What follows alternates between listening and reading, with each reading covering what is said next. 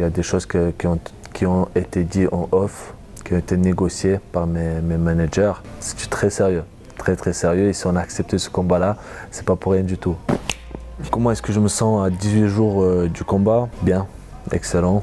On est encore dans cette phase-là d'entraînement dur cette semaine, puis on va commencer à ralentir la semaine prochaine. Pas de grosses blessures et on a hâte d'y être. Combat devant sa famille, devant son public, en vrai, avec les mots, c'est inexplicable, il faut le vivre. J'ai pris en expérience, c'est plus le même palmarès déjà. Une nouvelle team autour de moi, les frères, les amis. C'est un Nassourdine complètement différent que vous allez voir. Par rapport à mon frère, si c'est important qu'il soit à mes côtés, bien sûr. Quelqu'un qui veille sur toi, qui est de tout cœur avec toi et qui, quand il est à côté, ça fait du bien.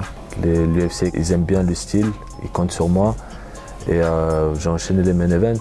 Et là, ça fait un common event, c'est pas plus mal. Parce que en plus de ça, j'ai envie de revenir cette année. Ça va me faire un petit 3 rounds. Et après, on va revenir sur 5. Bien sûr, la pression, elle sera toujours là. On compte sur toi. Tu as une certaine pression sur les épaules quand tu fais des main events. Mais maintenant, avec l'habitude, franchement, on est habitué, on sait, c'est notre métier. On va, on fait quoi. Sans se poser trop de questions. L'objectif, c'est numéro 1. Donc, on reste focus et on va tout droit. Que j'étais sous-estimé au sol, merci à Benoît. Ça fait plaisir qu'il lui dise parce que c'est son domaine, il est très bon dessus. Ma force, c'est bien sûr, c'est le striking. Maintenant, je suis un combattant complet, je suis fort partout. Donc si ça va au sol, il n'y aura aucun problème. Est-ce que Duplessis mérite sa ceinture? Bien sûr, le plus important, c'est la victoire. C'est vrai que visuellement, le style, tout ça, c'est pas beau à voir. Mais il gagne ses combats et bien sûr qu'il mérite. Maintenant, s'il va rester champion longtemps, ça, je suis pas si sûr parce que je trouve que ça tient à un fil, quoi.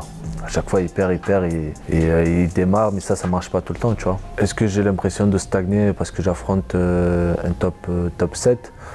Pas du tout, parce qu'il y a des choses qui ont été dites en off, qui ont été négociées par mes managers. C'est très sérieux. Très sérieux. Et si on a accepté ce combat-là, c'est pas pour rien du tout. Puis, je vais combattre à Paris. J'avais le choix. Ils m'ont dit soit tu attends et tu affrontes quelqu'un devant pour octobre, soit tu combats à Paris, quelqu'un derrière. J'ai très vite fait le choix. Qu'est-ce que j'en pense de Brendan Allen? Très bon adversaire, franchement complet. Il est sur 7 victoires ou 8 victoires d'affilée consécutives à l'UFC. 12-2, c'est pas quelqu'un qu'on sous-estime. Maintenant, on a observé beaucoup de points faibles qu'on a travaillé au maximum à l'entraînement et j'ai hâte de les exploiter le jour J. Lui, il a dit que ça allait se finir au deuxième round. Je vais le faciliter, je vais dire premier round. Il se jette beaucoup et c'est des petits gants et ça risque de finir rapidement.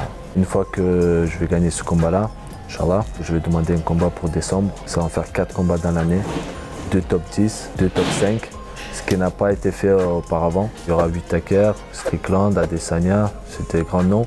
Et peu importe, en vrai, tous ces noms-là, c'est intéressant.